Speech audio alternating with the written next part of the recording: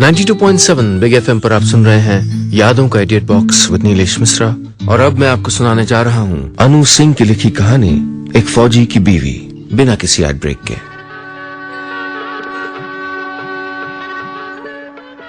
शादी की 5वीं सालगिरह आने को है और लगता है जैसे कल ही की तो बात है कि सलीम हमारे घर की चौखट पे आके खड़े हुए थे। अतीक भाईजान की शादी में मेहमान बन के आए थे उनके स्कूल के दोस्त सलीम।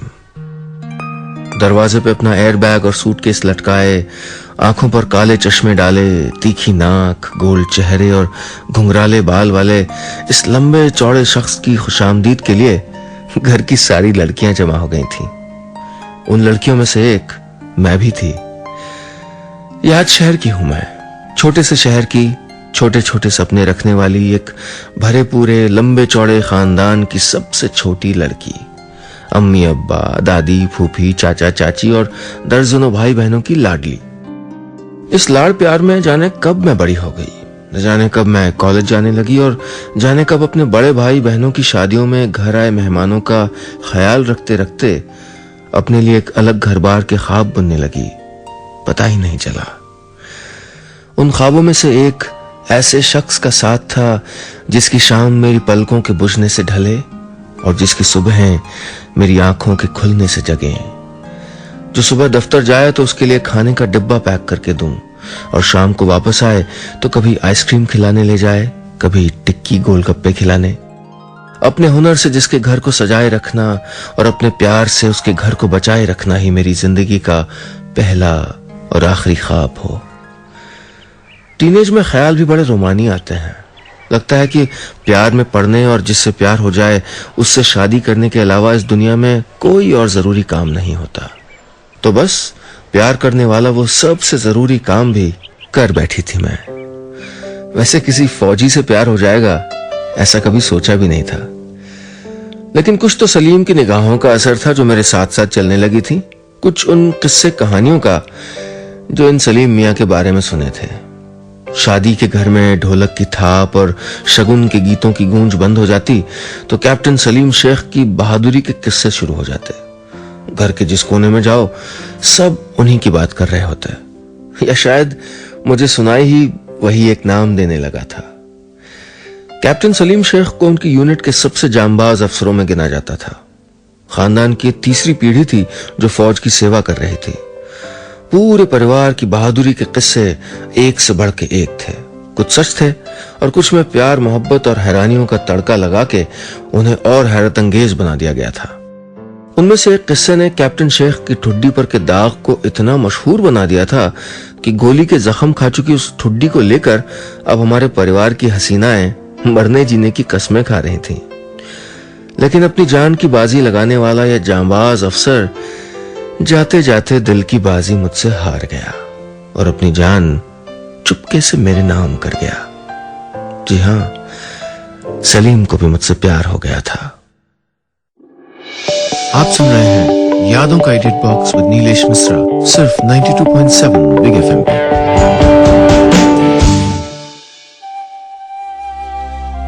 शादी के उस भीड़ भरे माहौल में कब कैसे हमने आंखों ही आंखों में इतनी सारी बातें कर ली थी, अब सोचती हूँ तो हैरान रह जाती हूँ। इससे पहले कि मेरे पहले प्यार की पहली खुमारी जरा सा भी उतरती, सलीम की ओर से अतीक भाईजान के हाथों संदेशा अब्बू तक पहुंचाया जा चुका था। मेरे लिए डॉक्टर और इंजीनियर रिश्ता तलाश कर रहे अब्बू पहले तो नहीं तैयार हुए, फिर मुझसे जवाब तलब किया गया। लड़का फौज में है, ये अब्बू का सवाल था या मुझको बता रहे थे, मैं समझ नहीं पाई। जी जानती हूं, मैंने डरते डरते कहा था। निभा पाओगी? सवाल ही पूछा था अब्बू ने। मैं सर झुकाए जमीन पे अपने पैर के अंगूठे से आधे चांद जैसा कुछ बनाती रही। मेरी खामोशी मेरी हां थी और निभा पाने वाले सवाल पे मैंने ज्यादा गौर नहीं फरमाया। सो आनंद फानन में रिश्ता पक्का हो गया, सगाई हो गई और निकाह भी पढ़वा दिया गया। मैं मिसेस शीरीन सलीम शेख उर्फ मिसेस शेख हो गई। परियों की कहानियां भी सच हुआ करती हैं, इस बात पर मुझे ही नहीं मेरी किस्मत पर रश्क करने वाली मेरी कई बहनों और सहेलियों को भी यकीन हो गया था। लेकिन शादी करके ससुराल पहुंची तो कल्चर शॉक जैसा कुछ लगा। मेरे पूरे खानदान में कोई फौज में नहीं था और एक फौजी की बीवी के रूप में मेरी ट्रेनिंग ससुराल से ही शुरू हो गई। मेरी पहली ट्रेनर बनी सलीम की मां, मेरी सास। सलीम की बहादुरी की तरह सलीम की मां की मजबूत शख्सियत के किस्से भी मशहूर थे। सलीम के पापा सरहद पे शहीद हुए थे और उनकी मां ने अपने दम पर अपने इकलौते बेटे को न सिर्फ बड़ा किया और अच्छी तालीम दी, बल्कि उसको फौज की सेवा के लिए तैयार भी किया। मां और बाप दोनों का फर्ज अदा किया था उन्होंने। मैं दुल्हन बनकर आई तो मुझे सलीम के पापा की तस्वीर के पास ले गई थी वो। अपनी गुलाबी झीनी ओढ़नी के पीछे से मैंने पहली बार सलीम के पापा की तस्वीर में सलीम का अक्स देखा। सलीम की ठुड्डी बिल्कुल उनके पापा जैसी थी, सिर्फ जख्म का निशान नहीं था वहां। और सलीम की मूंछ न होती तो बाप बेटे में फर्क बता पाना नामुमकिन होता। 2 साल के थे सलीम जब उनके पापा शहीद हो गए थे। अम्मी ने अपनी ठहरी हुई आवाज में कहा मुझसे, एक फौजी की बीवी अपने हालात पे न रोती है न अफसोस करती है। मैं चाहूंगी कि ये रस्म तुम भी निभाओ। अपनी सास से ये पहली मुलाकात थी मेरी और ये पहली बातचीत। उनसे मैं बाद में दूर दूर ही रही। उनकी शख्सियत का ठहराव और संजीदगी उनके आसपास आग का एक ऐसा घेरा बनाए रखती थी जिसको पार करना मुझे नहीं आया। इसलिए हम एक दूसरे से जुदा बने रहे। सलीम की मां की तरह सख्त मैं खुद को बना नहीं पाई, इसलिए ससुराल में होती तो उनके और सलीम के पापा की तस्वीर दोनों से नजरें बचा बचा के चलती। ऐसा लगता था जैसे तस्वीर के पीछे से सलीम के पापा भी मुझसे वही सवाल पूछ रहे हों जो मेरे अब्बा ने शादी के पहले पहली बार पूछा था, निभा पाओगी?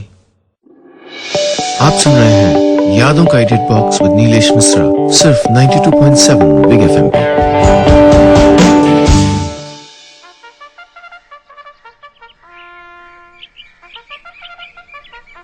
शादी के 4 साल बाद तक सलीम के साथ उनकी पीस पोस्टिंग्स पर सब ठीक से ही निपटा रहा। एक यंग ऑफिसर की यंग पत्नी का स्वागत फौज अपने तरीके से करती है। उसको अपने माहौल में ढाल पाने के लिए हर तरह के वो तरीके अख्तियार किए जाते हैं जिससे फौजी की बीवी को फौज अपना मायका भी लगे, अपना ससुराल भी। मुझे अंदाजा ही नहीं था कि फौज की जिंदगी इस कदर हसीन हो सकती है। सुबह चाय की प्याली के साथ शुरू हुए दिन में सलीम के प्यार की चीनी ऐसे घुलती कि दिन भर मेरे आसपास मिठास बनी रहती। हमारी 2 पीस पोस्टिंग्स आई इस बीच, लेकिन हमारा रूटीन नहीं बदला। सलीम दफ्तर जाते और लौट के आते तो पूरी शाम हम साथ ही काटते। उनके दफ्तर जाने के बाद सुबह का समय माली के साथ बागीचे में फूल लगवाने और लॉन की कटाई छटाई में बीतता। दोपहर धोबी से सलीम की यूनिफॉर्म धुलवाने और इस्त्री करवाने में। शाम में अक्सर क्लबों और पार्टियों में कटती। मुझको खाना पकाने और खिलाने, घर की सजावट करने का शौक था और मेरे सारे शौक बखूबी पूरे हो रहे थे। दिन का जो खाली वक्त बच भी जाता वो आर्मी वाइव्स एसोसिएशन की मीटिंग्स में गुजर जाया करता। कितनी खुशगवार थी जिंदगी, तो फिर मैं निभा पाने के सवाल से क्यों कतराती रहती थी? निभ ही नहीं रहा था, बल्कि यहां तो अपने फौजी और फौज दोनों से ऐसी मोहब्बत हो गई थी कि लगता था इन दोनों के बगैर जीने का कोई और तरीका मुझको आता ही नहीं। 4 साल कैसे गुजर गए मालूम ही नहीं चला। लेकिन ऐसी सुकून भरे रंगों से सजी जिंदगी पर कभी कभी काली परछाइयां भी घिराया करती हैं। मैं भूल गई थी कि अमन चैन बनाए रखने के लिए कुदरत की कई दुश्वारियां झेलते हुए, कई मुश्किल हालातों में, कई मुश्किल जगहों पर फौज तैनात होती है और सलीम को भी ऐसी किसी मुश्किल जगह भेजा जाएगा। मैं भूल गई थी कि आसमान की ऊंचाइयों, पहाड़ों की चोटियों और सागर की गहराइयों को नापते फौजी हर हाल में अपने देश में अमन कायम रखने, उसको महफूज बनाए रखने में जुटे होते हैं। मैं भूल गई थी कि बॉर्डर पे होना फौजी का सबसे बड़ा सपना होता है और फर्ज अदा करते हुए अपनी जान की बाजी लगाने में ही उसकी शान होती है। मैंने भी कई ऐसे किस्से सुने थे। 2-1 घरों में मातम पुरसी के लिए खुद गई थी और उनके घर वालों के आंसुओं की लकीरें अभी भी मेरे दुपट्टों पे ताजा थीं। अब इम्तिहान की ऐसी ही एक घड़ी मेरे अपने दरवाजे पे दस्तक दे रही थी। शादी के बाद सलीम की पहली फील्ड पोस्टिंग आई। उनको 1 साल के लिए ग्लेशियर पे भेजा जा रहा था, दुनिया के सबसे ऊंचे मैदान जंग पर। आप सुन रहे हैं यादों का edit box with Nilesh Mishra, सिर्फ 92.7 बिग एफएम पे।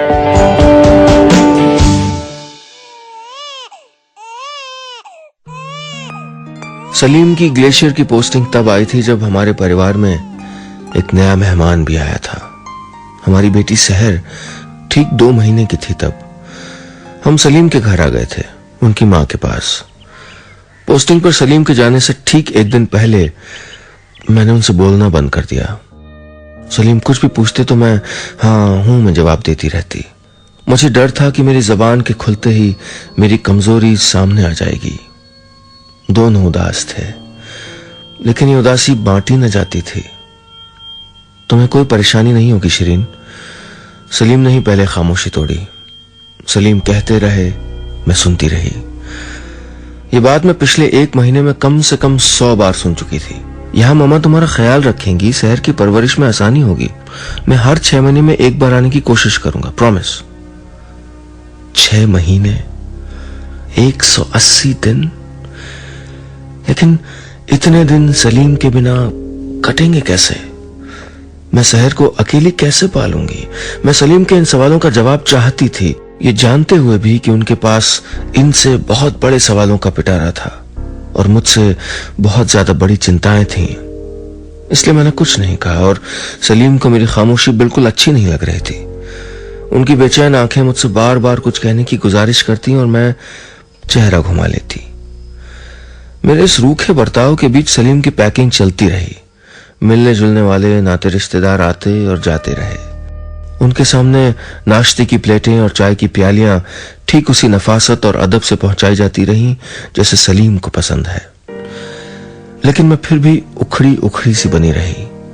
जैसे जैसे सलीम के जाने का वक्त हो रहा था, मेरा दिल और भारी होता जा रहा था। रह रहकर वो सारे हादसे याद आ रहे थे जिन्हें पिछले 4 सालों में फौज की जिंदगी का हिस्सा बनकर देखती रही थी। मैं जानती थी कि मेरी चिंताएं बेजा थीं। मैं जानती थी कि सलीम की हिम्मती माँ है मुझे हिम्मत देने के लिए। मैं ये भी जानती थी कि सलीम अपना फर्ज अदा करने जा रहे हैं, अपनी ड्यूटी पे जा रहे हैं। लेकिन इतने दिनों में एक दिन सलीम के बिना नहीं काटा था। एक शाम ऐसी नहीं आई थी कि उनके कंधे पे सर न रखा हो। फिर कैसे कटेंगे फील्ड पोस्टिंग के ये मुश्किल साल? कैसे निभा पाऊंगी फौजी की बीवी होने की जिम्मेदारी? सहर को सुलाकर मैं रसोई में चली आई थी। अपने कमरे में बिखरे सामान में से सलीम का सामान अलग करने का काम नहीं हो पाएगा मुझसे, यही सोचकर। रात के खाने के लिए अम्मी सलीम की पसंद की चीजें बना रही थीं। बिरयानी, मिर्च का सालन, खीरे का रायता और खीर। मुझे कुछ नहीं सूझा तो सलाद काटने के लिए चाकू उठा लिया और बेख्याली में गाजर कतरने लगी। होश तब आया जब गाजर का रंग बदलकर गहरा लाल हो गया। सलीम की अम्मी आई और मेरे हाथ से चाकू ले लिया। आंखों में रोक कर रखे गए गुबार के बाहर निकलने के दर्द को एक बहाना मिल गया था। मैं रो पड़ी। वो मेरा हाथ पकड़कर मेरे कमरे में ले आई, मुझको बिस्तर पर बिठाया, एंटीसेप्टिक ढूंढ के लाई, हाथ पर लगाया और मुझको रोती हुई देखती रही। आप सुन रहे हैं यादों का edit box with Nilesh Mishra, सिर्फ 92.7 बिग एफएम पे। कमरे में अब 3 जने रह गए थे, सलीम की अम्मी, मैं और सोती हुई सहर, औरतों की 3 पुश्त। घर का इकलौता मर्द यहां से हजारों मील दूर 18,000 फुट की ऊंचाई पर 0 से 50 डिग्री नीचे बर्फ की चोटियों पर जिंदगी और मौत के बीच का खतरनाक खेल खेलने जा रहा था। तुम इतनी बुजदिल लगती तो नहीं हो शिरीन? सोती हुई सहर का माथा सहलाते हुए अम्मी ने कहा। क्या सोच के शादी की थी एक फौजी से कि फौज का ग्लैमर होगा, अच्छा लाइफस्टाइल होगा और कायदे कानून के साथ बड़ा हुआ एक हैंडसम शख्स पूरी जिंदगी तुम्हारे पल्लू में छुपा बैठा रहेगा? सलीम की मां ने मुंह पे जोर से तमाचा मारा था जैसे। मैंने अपनी गीली आंखें उठाकर अपनी सास सलीम की मां का संजीदा चेहरा एक बार फिर गौर से देखा था। उनके चेहरे पर वक्त की आजमाइश की निशानियां पहचानना कितना आसान था। पीस पोस्टिंग पर तो निभ ही जाता है शिरीन। असल में फौजी की बीवी होने की जिम्मेदारी तो अब उठानी है तुमको। उन्होंने मेरे कंधे पे हाथ रखा और उनके हाथों की नरमी उनकी आवाज में भी उतर आई। मैंने एक बार फिर गीली आंखों से सलीम की मां का चेहरा देखा। उन्होंने एक जंग में अपने अब्बू को खोया था, दूसरी जंग में अपने शौहर को। दूसरी शादी कर सकती थी, फौज के बाहर एक दूसरी आसान जिंदगी चुन सकती थी, अपने इकलौते बेटे को डॉक्टर इंजीनियर बना सकती थी, उसको विदेशी डॉलर और पाउंड्स कमाने के लिए भेज सकती थी। लेकिन क्या चुना उन्होंने अपने लिए? क्यों चुनी थी इतनी सारी दुश्वारियां? क्यों अपने बेटे को भी मौत के मुंह में धक्का दे दिया था? मेरे चेहरे पे उठ रहे सवालों का तर्जुमा करना सलीम की अम्मी के लिए कोई मुश्किल काम नहीं था। शिरीन, तुम्हारी उम्र में मैं भी बड़े सवाल पूछती थी ऊपर वाले से, अपने साथ हुई ज्यादतियों का हिसाब मांगती थी। मैं तो ठीक से रोई भी नहीं थी सलीम के पापा के लिए। वो जिस यूनिट के कमांडिंग ऑफिसर थे, उस यूनिट के 13 जवान और 2 ऑफिसर शहीद हुए थे। सीईओ की बीवी होने के नाते उन परिवारों के आंसुओं को पोंछने का जिम्मा भी मेरे कंधों पे था। अपने छोटे से बच्चे को लेकर मैं जवानों की बीवियों से मिलने जाती थी, उनकी हौसला अफजाई करती थी। कई जवानों की नई नई शादी हुई थी अभी, उन्होंने ठीक से अपनी दुल्हनों का चेहरा भी नहीं देखा था। उनके गम के आगे अपनी तकलीफ छोटी सी लगती थी। फौजी की बीवियों को कमजोर होने का हक क्यों नहीं होता, ये पहली बार मामा को देख के समझ में आया था। आप सुन रहे हैं यादों का edit box with Nilesh Mishra, सिर्फ 92.7 बिग एफएम पे। सलीम की मां बोलती जा रही थी और मैं सुनती जा रही थी। उनके सख्त चेहरे के पीछे से निकलकर आ रहे ख्यालों और यादों के मजबूत धागों के सिरे पकड़ने की कोशिश करती रही। सोचती रही कि जब अमन में कितनी बड़ी कीमत देनी पड़ती है हम औरतों को, तो फिर जाने जंग अपने पीछे कैसी बदहाली, कैसी तकलीफें, कितने दर्द छोड़ जाती होंगी। याद रखना कि एक फौजी पे घर की जिम्मेदारियों से भी बहुत बड़ी एक जिम्मेदारी है। इसलिए अपने सलीम को हंस के विदा करो शिरीन, अम्मी ने कहा और मुझको कमरे में अकेली छोड़ गई। मेरे लिए कई काम छोड़ गई थी अम्मी, उनमें से सबसे बड़ा काम था खुद को संभालना। सलीम को सुबह निकलना था और मेरे पास तैयारियों के लिए बस कुछ घंटे बाकी थे। सलीम का सामान समेटना था, उनके काम के लायक सारी चीजों को इकट्ठा करना था और अपने दिल को कड़ा करना था। शहर के उठने और सलीम के कमरे में लौट आने के पहले मैंने उनकी पूरी पैकिंग कर दी थी। गर्म कपड़े, दस्ताने, ऊनी मोजे, खाने पीने की कुछ चीजें, चॉकलेट्स, ड्राई फ्रूट्स, शहर, मेरी और माँ की कुछ तस्वीरें और एक रुमाल जिस पे सलीम का नाम रंगीन रेशमी धागों से काट के लिखा था मैंने। सलीम की पैकिंग करने के बाद उस रात देर तक माँ और मैं दोनों घर में से कई पुरानी मैगजीन्स और किताबें ढूंढ ढूंढ के निकालते रहे और कार्टन्स में पैक करते रहे। जवानों के लिए ये हमारी ओर से एक छोटा सा तोहफा था जो हम सलीम के साथ भेज रहे थे।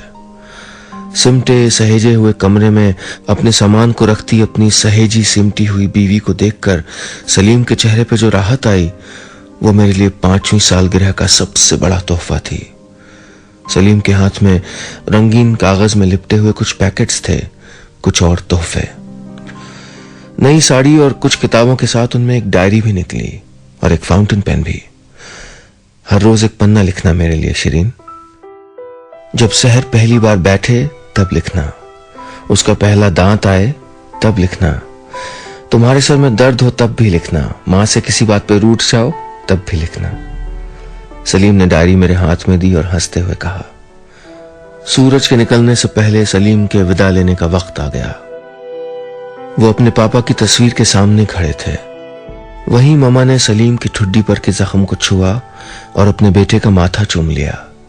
अपनी वर्दी में तैयार सलीम ने घर से निकलने के पहले शहर को गोद में लिया और कहा, मैं अब तुझे घुटनों के बल चलते देखने के लिए लौटूंगा। गाड़ी में बैठते हुए सलीम ने पूछा था मुझसे, निभा पाओगी? मैंने कहा था, एक फौजी की बीवी हूं, हर हाल में निभा लूंगी। बस इतनी सी थी ये कहानी।